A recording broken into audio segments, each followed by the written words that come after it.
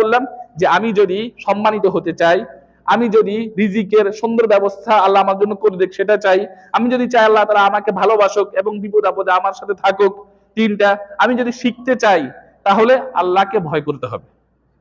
আর সর্বশেষ আখিরাতে যদি আমি জাহান্নাম থেকে মুক্তি চাই, জান্নাতে প্রবেশ করতে চাই, তাহলে আল্লাহকে কি করতে হবে ভাই? ভয় করতে হবে।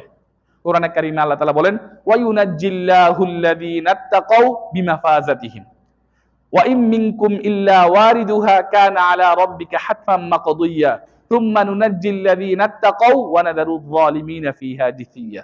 জান্নাতে যাওয়ার পূর্বে একটা রাস্তা আছে, একটা রাস্তা আছে। এই রাস্তা অতিক্রম করে সবাইকে কি যেতে হবে। যারা কাফের তারা এই ফুল সিরাত বা এই পোলের উপর দিয়ে যখন যাবে তখন তারা নিচে কি পড়ে যাবে। আর যারা মুত্তাকি তাদেরকে আল্লাহ তাআলা বাঁচিয়ে তাদেরকে জান্নাতে পৌঁছায় দিবেন।